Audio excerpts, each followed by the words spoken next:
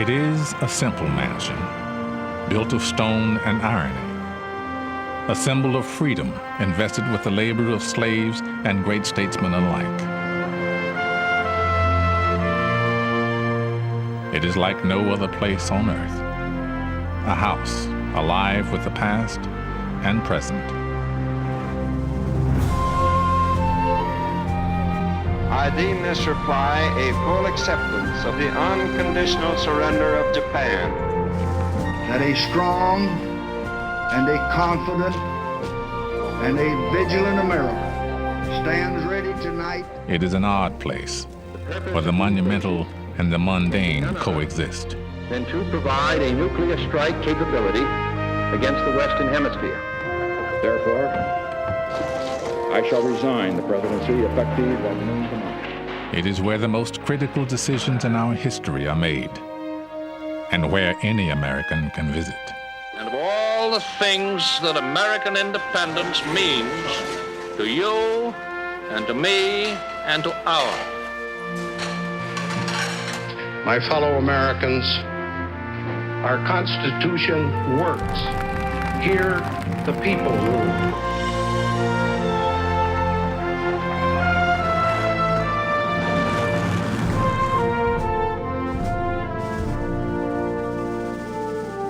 Now you will journey through time and a day, meeting the people and hearing the stories that give this powerful place its soul. For this is more than just an office, or a monument, or a home. It is an American idea, known as the White House.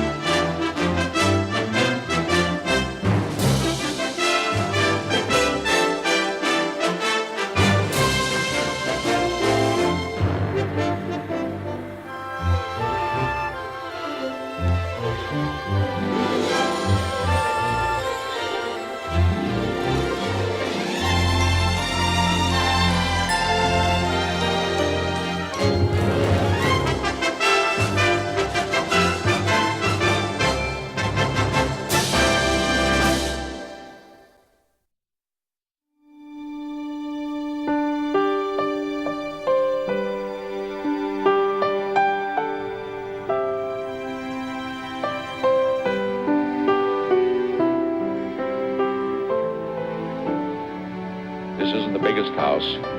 Many are, and most, and even smaller countries are much bigger. This isn't the finest house, but this is the best house. It's the best house because it has something far more important than numbers of people who serve, far more important than numbers of rooms or how big it is, far more important than numbers of magnificent pieces of art. This house has a great heart, and that heart comes from those who serve.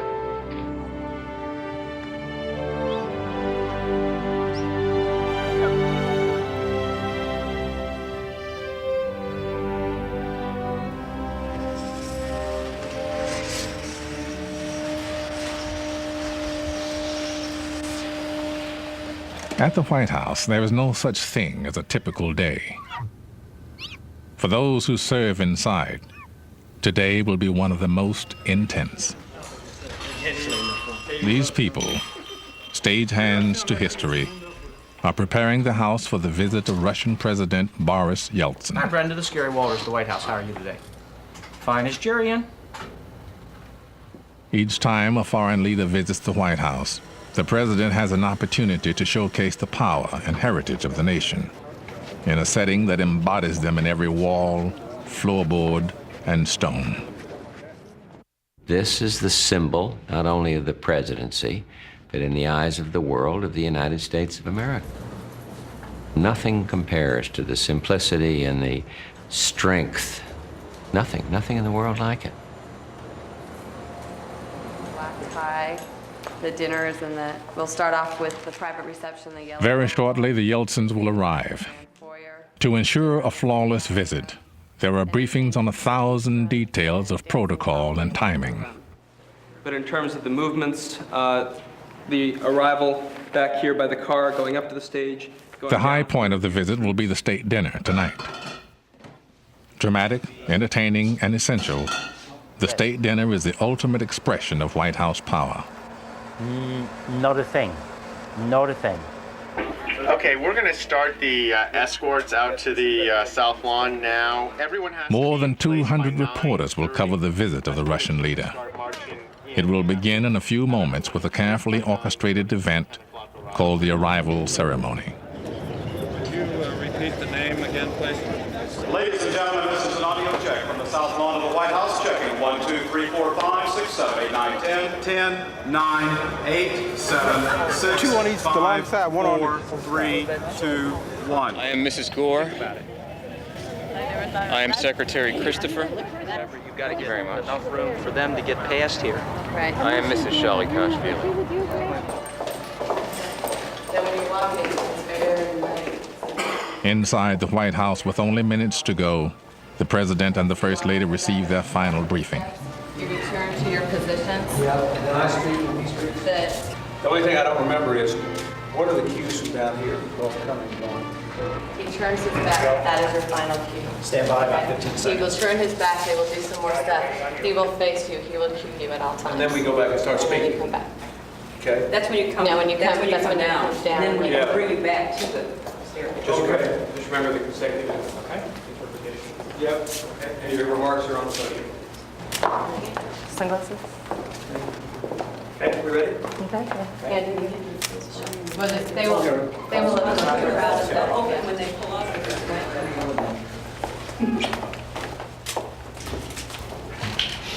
Rich, thank you. You have to do I don't that. sneeze when I'm on the floor. This is legal. Ready? Ladies and gentlemen, the President of the United States and the First Lady.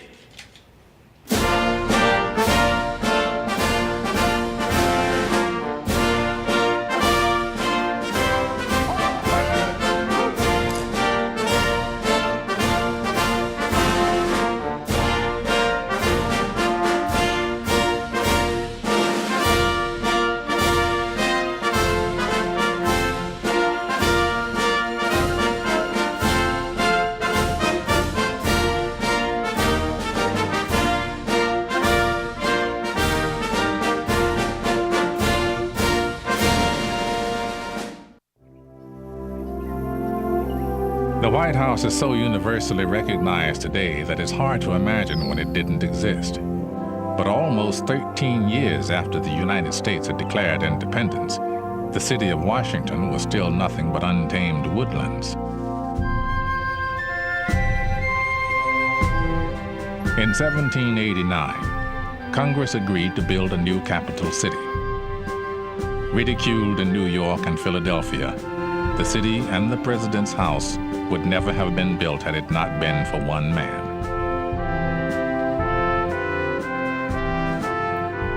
Washington wanted the city built. By law, it had to be occupied by November the 1st, 1800, and many forces were acting against this new city in the wilderness. Washington wanted it. He wanted it in the middle of the country. He wanted it on the Potomac River, and he was determined to have those buildings because in having the buildings, he would have his capital. Its foundations were dug by slaves, the intricate stonework carved by Scottish masons. More than half the workforce were foreign-born. The workers lived at the job site and each morning received a pound of meat and all the cornbread they could eat. After one especially randy night there, the commissioners overseeing the project closed down the only house of prostitution to have ever operated on the White House grounds. When it was finished, it was immense. A bigger home would not be built in this country until after the Civil War. Today, the power of the symbol is inescapable, something every visiting leader learns upon arriving.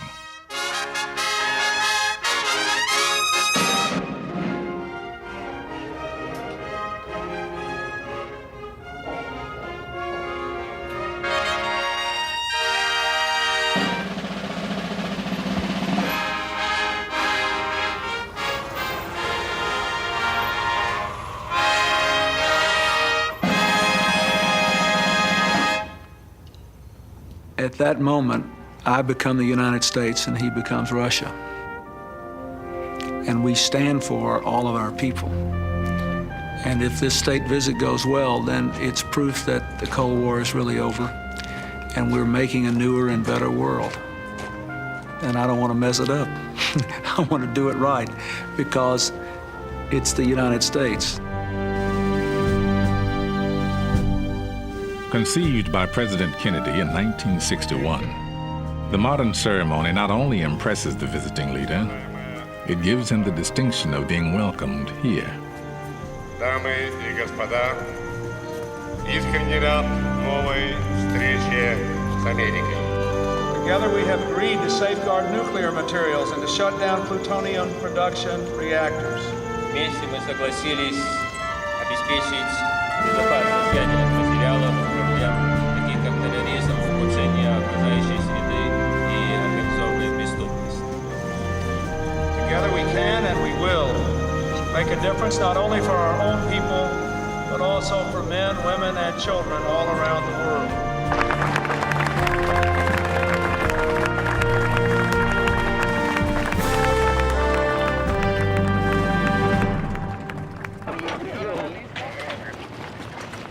The receiving line's going on right now inside. President and Mrs. Clinton are receiving the official party. We have a full day, full slate in front of us. We have some canopies to put up yet, flower material to put around. There's a lot of activities going on yet. See you later. All right, Jim, what else we got?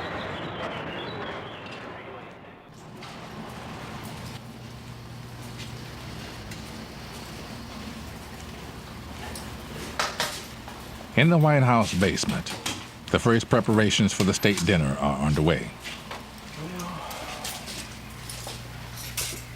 Here, the butlers will find some of the 1,500 different pieces of china to set tonight's tables. It's one of 100 different tasks the White House staff will finish in their push to the dinner, now 10 hours away. Upstairs, in the entrance hall, a receiving line welcoming the Russian delegation is concluding.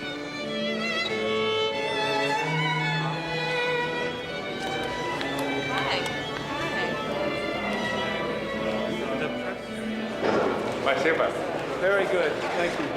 Just a few steps away, the china is wheeled into the old family dining room. The White House is barely large enough to hold a dinner like the one planned for tonight.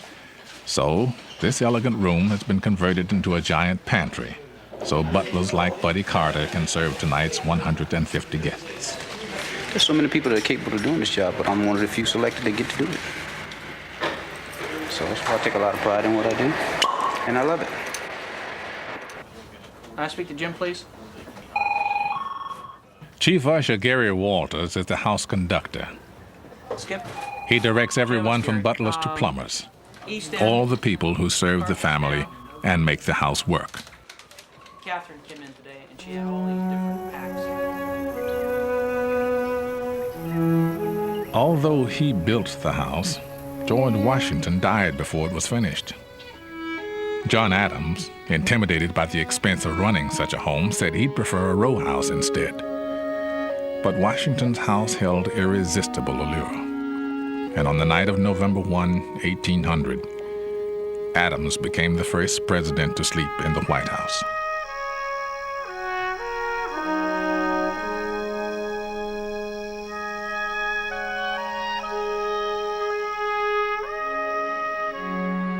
Well, he woke up the next morning and he wrote a letter to his wife. It seemed to settle in on him. And it's really, you might say, the first experience you know of a president having in that house. You see, by now, it is the president's house. It seems almost an afterthought, but it's very beautiful. And he says, may heaven bestow the best of blessings on this house, and may none but honest and wise men inhabit it hereafter. When the Johnsons entered the White House, the nation was still in mourning for President John Kennedy. One of the times that was a throat-gasping time for me was the morning of December the 22nd, when I came down to the first floor where all of the chandeliers had been draped in black net, and to come back and see that gone, and the Christmas tree brilliantly alight. I think we had it in the blue room. That was just, you just gasp with sort of relief, and now we are started, and life will go on. For the first families, from the moment they move in, life goes on in the public eye. For their own sanity, there must be a refuge. And at the White House, it is upstairs. Only above this stair is privacy absolute. Never, while a presidential family is in residence, may cameras pass beyond this gate. Cameras above the first floor are still rare because this is where the families live. The second and third floors are one of the few places on Earth where the families are not accompanied by Secret Service. At the heart of the second floor is the yellow oval room, which leads to the Truman balcony.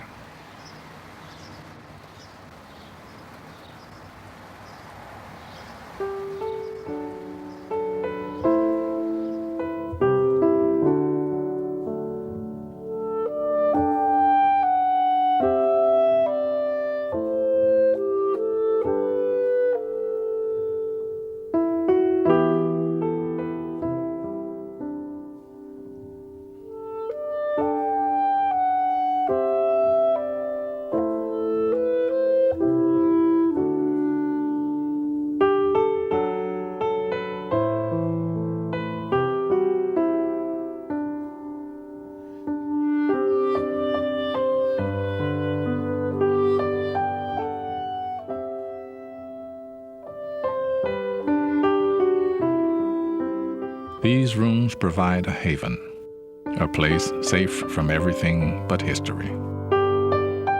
For me, I would get so caught up in what I was doing that you forget where you are, that this is home. But then we'd sit down at dinner at night, and here would be Abraham Lincoln's plate. And then it would all just kind of come back. Here I am in this historic house, and it was overwhelming sometimes.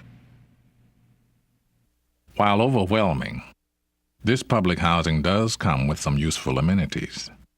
Living in the White House is quite a dream for any homemaker. There's somebody to do everything. It's not just the wonderful butlers and maids, but if you need a plumber, all you do is pick up the phone and the plumber's there right away.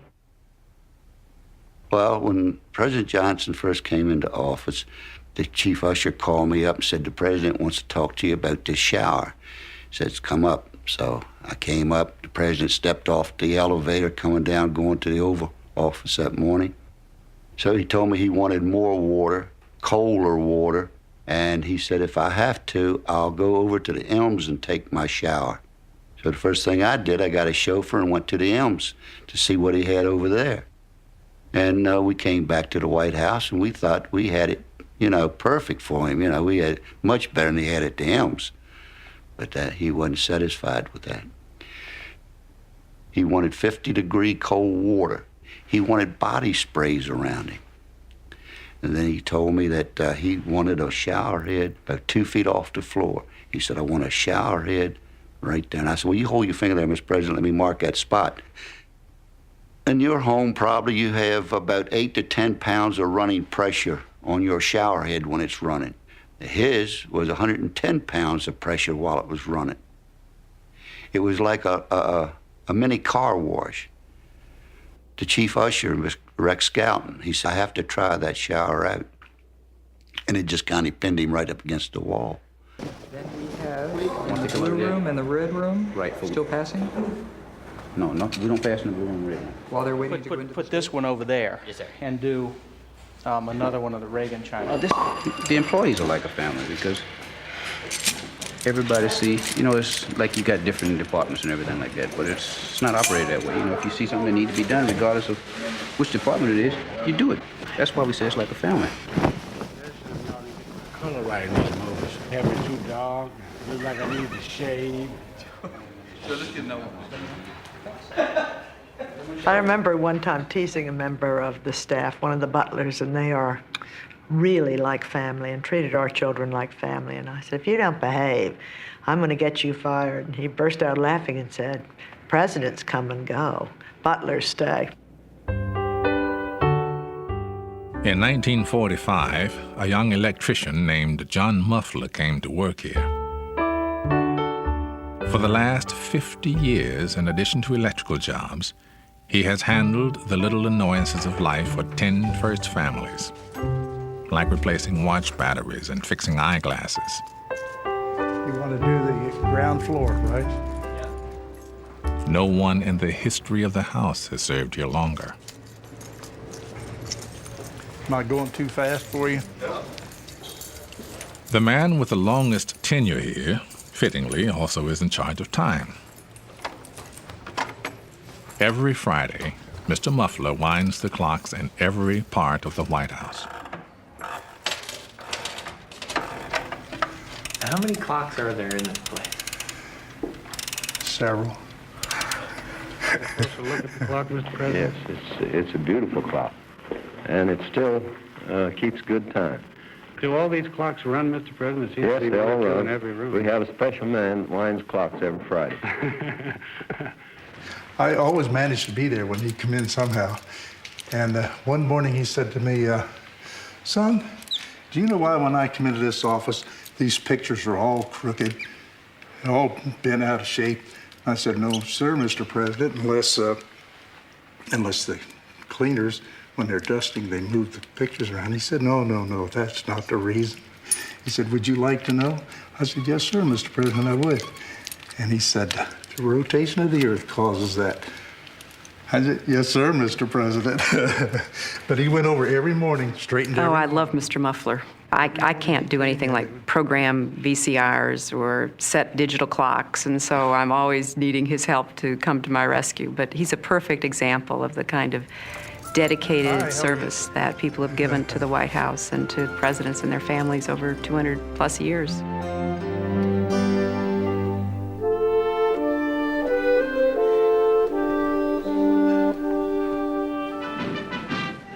United Nations War Council. President Roosevelt and Prime Minister Churchill at the White House meet. Because of what happens here, even in the wee hours of the night, someone is always on call. Alonzo Fields, White House butler for 21 years, developed a unique relationship with Prime Minister Winston Churchill. Around about 1:30, I decided that the Prime Minister is satisfied, I know. And I was thinking about really going to bed. And the bell buzzed. I went in. The Prime Minister was walking up and down with this scotch in his hand, talking, quoting, and saying different things. And he says, we're trying to find out from the Russians what we can do for them. But what can we do? It's like an iron shade. And then he stopped and stomped his foot. Oh, make that an iron curtain. And then he saw me, and my eyes saw the bottle was empty. My poker face didn't fool him. He says, yes, my man, I need some more to drink. He says, I have a war to fight, and I need fortitude. So I proceeded and got a bottle of scotch and opened and poured the Prime Minister a drink. And then I said, Mr. Prime Minister, will that be all for tonight? And he says, I don't know. I can't depend on you. I said, well, Mr. Prime Minister, what is it? And he says, well, if ever I'm accused of being a teetotaler, I want you to come to my defense. I said, Mr. Prime Minister, I'll defend you to the last drop.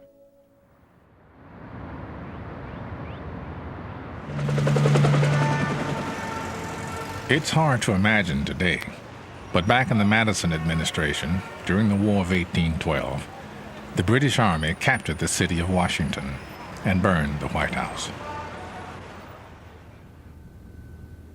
The Madisons were trying to keep a cheery face on it all, and they had a dinner party. And some of the most amusing in the context letters in the Madison papers are regrets to that particular dinner party that night in August. Lo and behold, you could hear the gunfire. Mrs. Madison finally fled herself, left the house alone with Paul Jennings, a slave. Jennings was to bank the fire, ironically, to keep it from burning down. Well, the British came in at 11 at night. They saw the dinner. The officers sat down and had the dinner. Furniture was piled up in the rooms with lamp oil on it. The windows broken out. And at about 1 a.m., the British stood with flaming javelins in a circle around the house, and Lieutenant Pratt fired his pistol. The javelins were thrown in the house, and it exploded. Mrs. William Thornton, a British citizen, was there and said it glowed like a great plum cake. The White House was reduced to ashes except for the stone walls that General Washington had cherished so.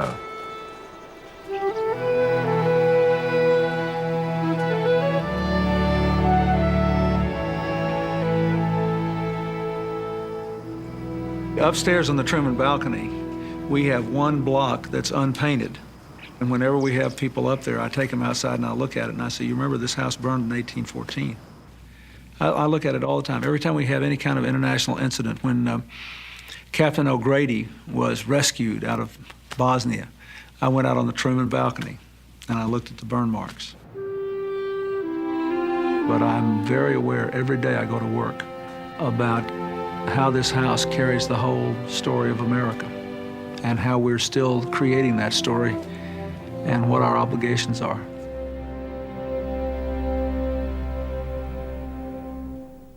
Excuse me, please.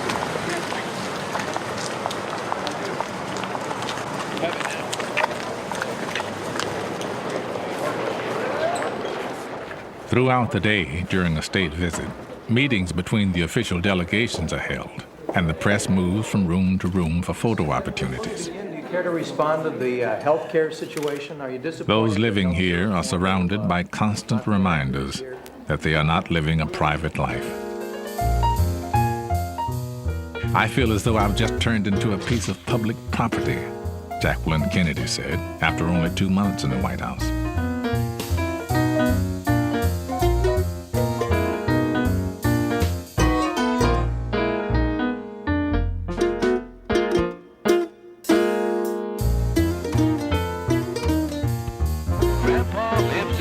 White House in Washington, and Grandma lives there too. And there she is with 2 of the grandchildren. And Franklin Jr. get into the picture too.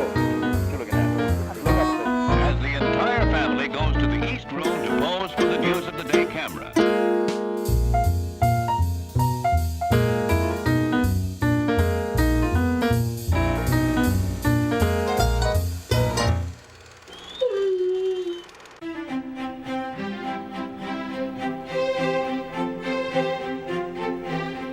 The South Lawn has always been the quintessential American backyard. Something between a playground and a formal garden.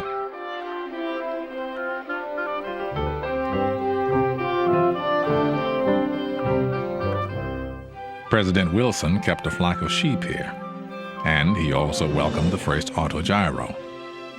Each morning during the Hoover administration, the cabinet played an exercise game with an 8-pound medicine ball.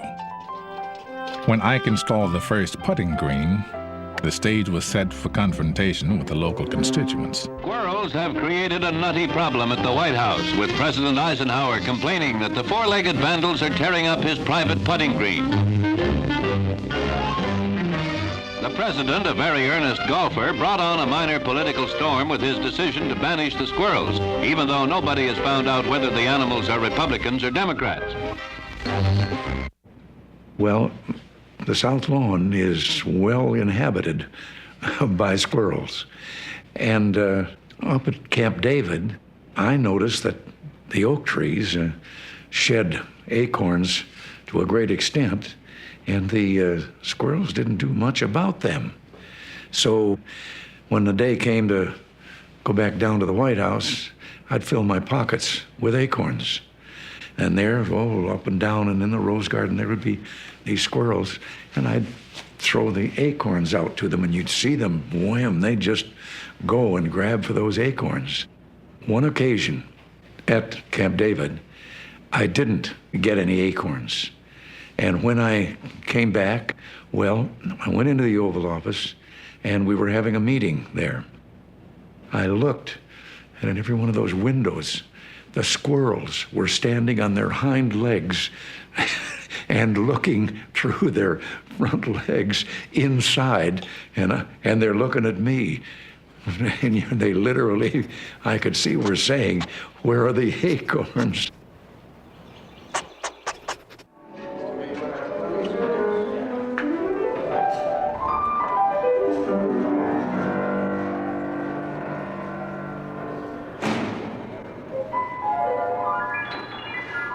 At about 3 p.m., the pianist for tonight's entertainment practices in the East Room. One floor below, in the White House kitchen, Chef Walter Scheib is gearing up for dinner, now only 5 hours away. Serving anybody in the map room like we did last time around?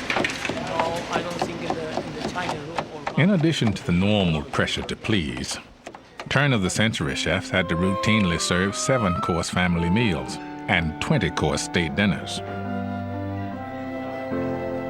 The pleasures of these meals were not lost on President Taft, who tipped the scales at more than 300 pounds. Though a success in the kitchen, the chef's handiwork was causing problems elsewhere. White House bathtubs proved too narrow for Taft. To his consternation, the president was frequently left stuck in the tub. White House ushers were sent scurrying to find a proper vessel. When it finally arrived, it was 41 inches wide, could hold nearly 65 gallons of water, and all the men who installed it. Tonight's guest will be served one of the legendary White House desserts, the creation of pastry chef Roland Mesnier. Okay, but that goes back.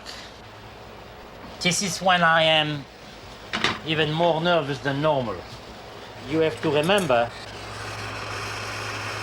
you know, when you serve a state dinner, who are your guests? The dining room is filled with extremely important people, people that have been everywhere, that have tasted all sorts of food, and our job is to make sure that the guest will leave the White House feeling that the president and Mrs. Clinton did an excellent job receiving the guest, not the pastry chef, nor anybody else, but the president and the first lady. That has to be very, very well understood. And I think if you can do that, then I think you do your job fairly well. Mesnier's almond baskets will be the dinner's grand finale. Here we are. Not only backstage. It's a type of culinary touch that has always attracted the attention of gourmets, including Julia Child. Who was born in Switzerland, had his training. While history has recorded the names of almost every White House chef, the names and lives of the kitchen assistants and the servants who toiled on the staff have gone largely unrecorded.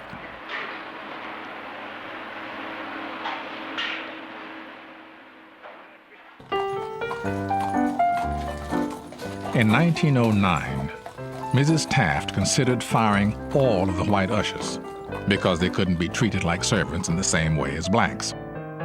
She was persuaded not to. Despite the discrimination, black Americans who worked here then created a vibrant world.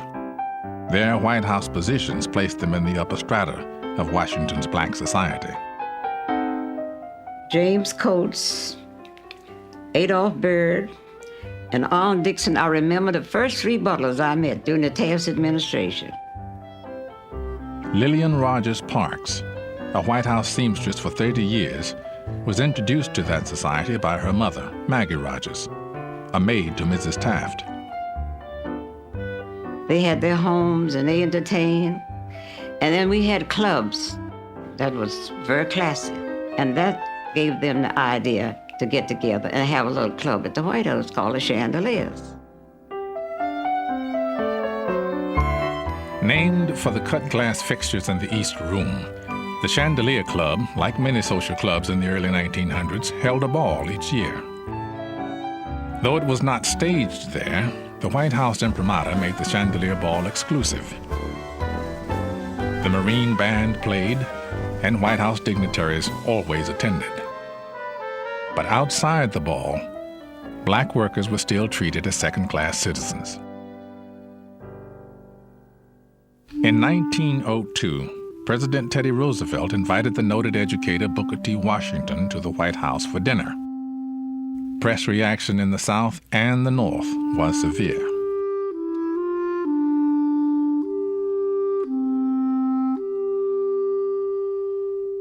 Roosevelt was chastened. No black American received another social invitation to the White House for 28 years.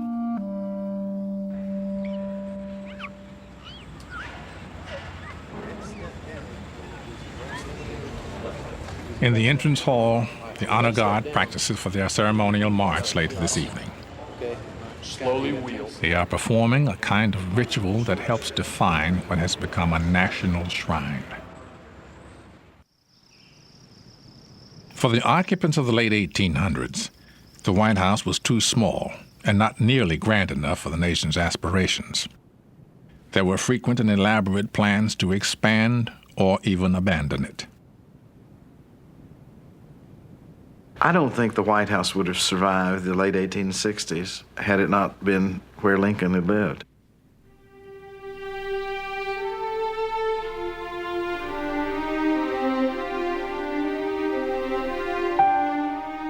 You think of Lincoln in his nightshirt going down the hall at night with the wind blowing, in his dreams that his secretaries told about, his wife's problems, the child's death.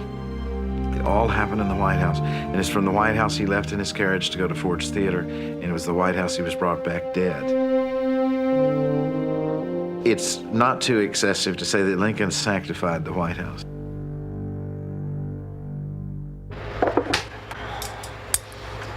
Now, this is what we call pulled sugar, which is simple water, glucose, and lemon juice. With only hours to go before the evening begins, pastry chef Roland Mesnier is finishing tonight's culinary grand finale.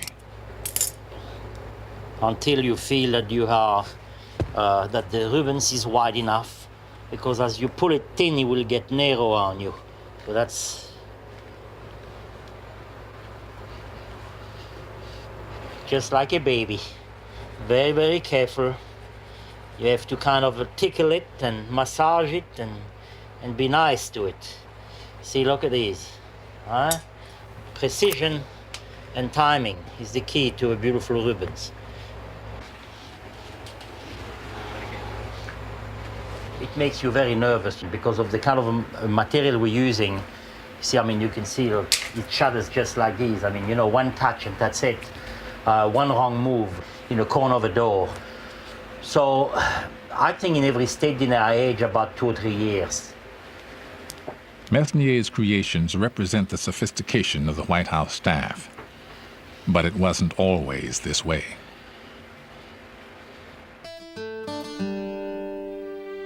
At the end of the 19th century, the president's house reflected the manners of a frontier nation, not the style of an emerging imperial power.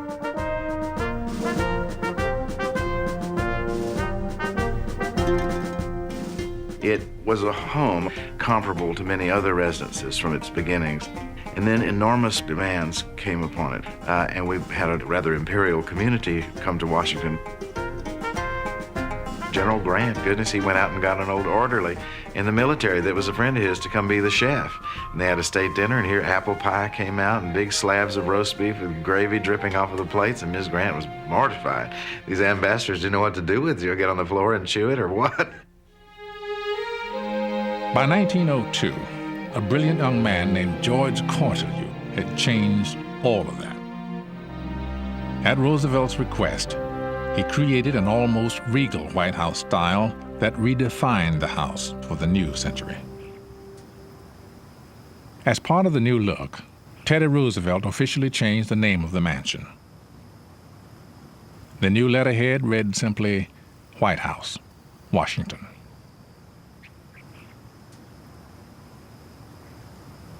As part of Teddy Roosevelt's reinvention of the White House, he added a new wing. Hi, how are you? It is in this wing, not in the house itself, that the most famous room in America stands, the Oval Office. Heidi, how you doing? They're with me, it's okay.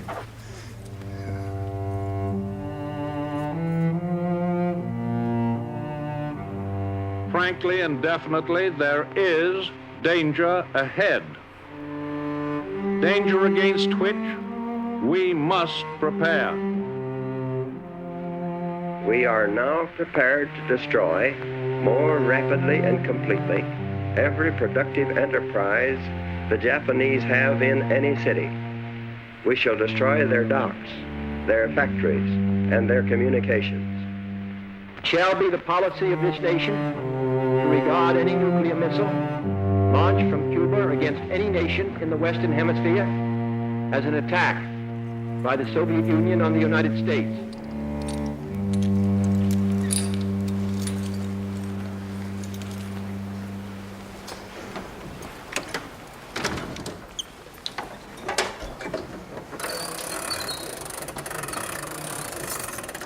Because of the history that has been made here, the White House is the most potent symbol of power in the world.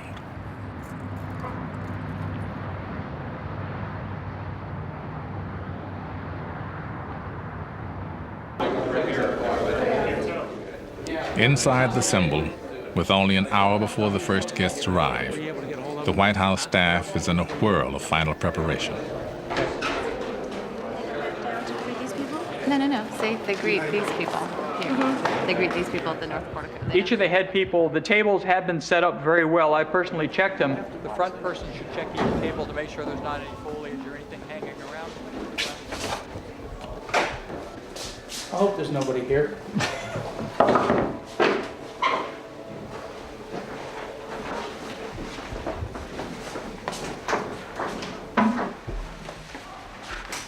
It's those mundane chores that have to be done.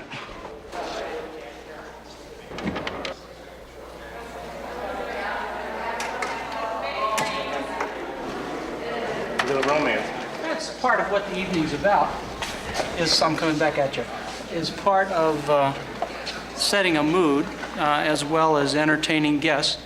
We're trying to set a mood, which is a nice, pleasant evening for everybody. Since any of these plates could be the president's, each has to be perfect.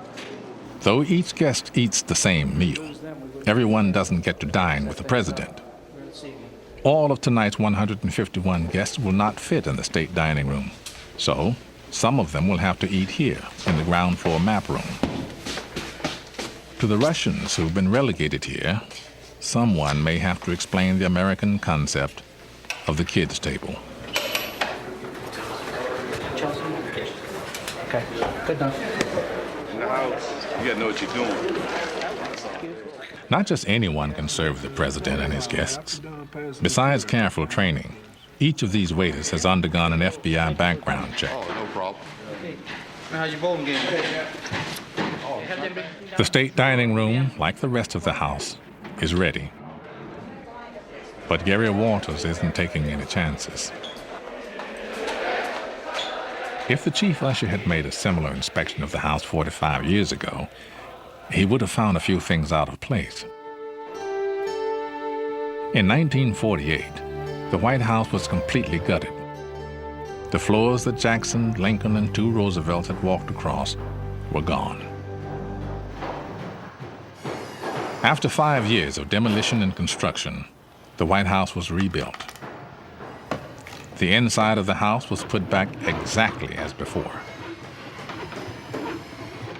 Though it was now constructed of steel and concrete, Jefferson and Lincoln would have easily recognized their old home. And the idea is preserved. That's really what it is. The idea of the house and the symbol is bigger than any material part of it. And that has remained intact and is really more powerful than ever today.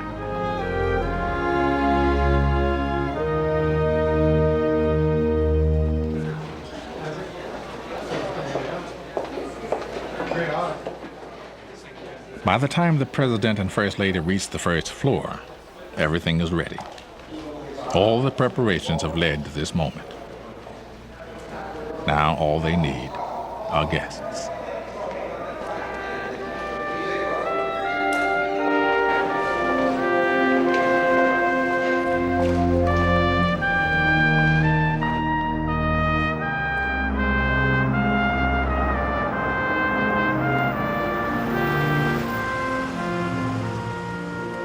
at night, it's a very different thing than what happens at the beginning of the state visit.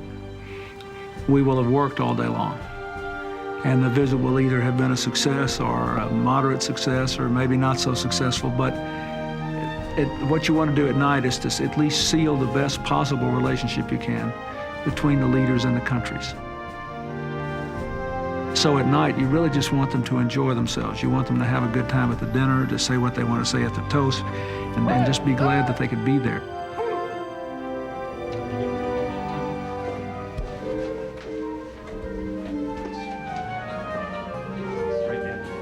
In the family's private quarters on the seldom seen second floor of the White House, one of the most critical moments of the visit unfolds.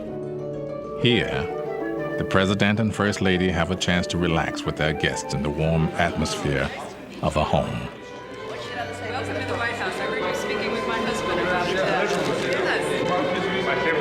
Yes, indeed.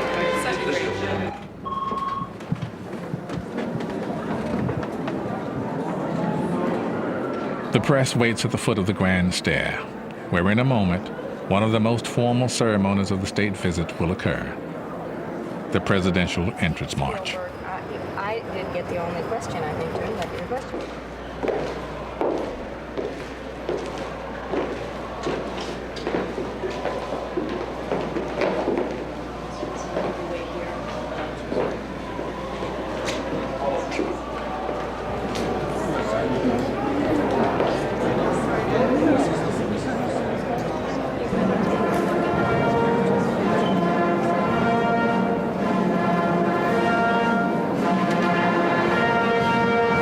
Ladies and gentlemen, the President of the United States and Mrs. Clinton, accompanied by the President of the Russian Federation and Mrs. Yeltsin.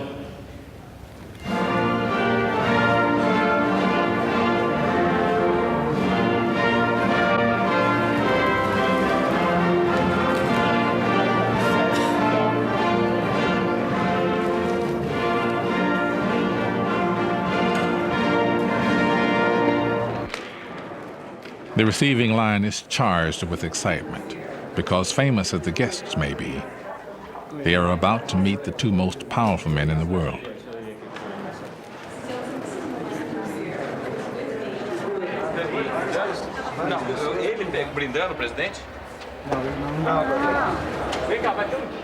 And we have admired your patience. The rising anticipation of the evening is peaking by the time the official toasts are made. President Yeltsin should be finishing any minute now. He's going a couple minutes over his 5 minutes. He's up to about 8 minutes now speaking. Got the signal. And finally, dinner begins.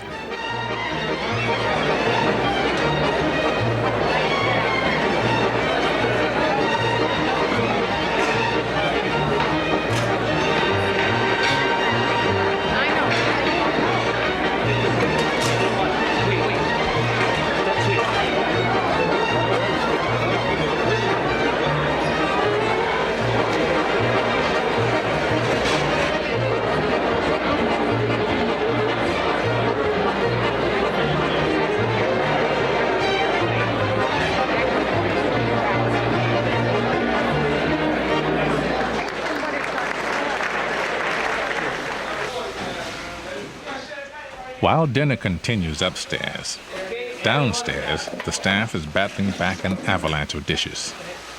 Working hard, fellas. Cocktails is 7. After the cocktails, that's when it starts flowing in. Start coming down, and after that, it's non-stop. Do you kind of forget where you are, or do you ever forget where you are? No. You know you in the kitchen watching the dry dishes.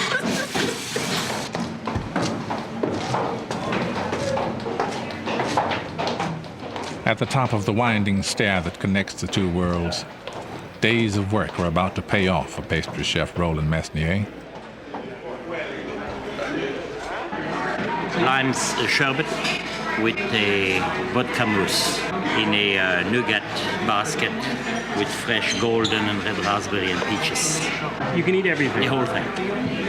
The whole thing? If you're hungry enough, you eat the whole thing, yes.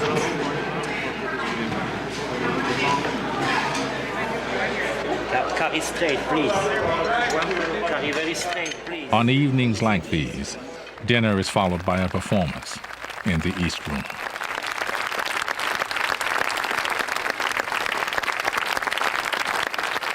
During the Civil Rights Movement, singer Sarah Vaughan performed here. At the end of the evening, a staff member found her sobbing in her dressing room. When asked what was wrong, she said, "Nothing is the matter. It's just that 20 years ago when I came to Washington, I couldn't even get a hotel room. And tonight, I sang for the President of the United States in the White House. And then he asked me to dance with him. It is more than I can stand."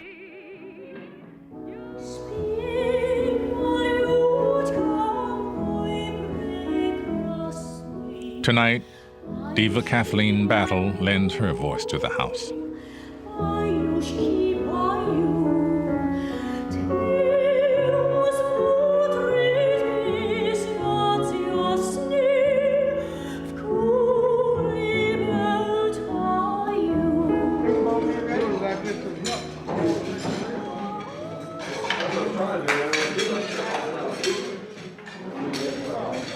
I think one of the attractions of the White House, one of the things that makes it so precious in our country, is the fact that a family really is living there every day. That it's a center not only of political power and prestige on a global basis, but has that human touch of individuals enjoying life within those, I guess you might say, hallowed halls.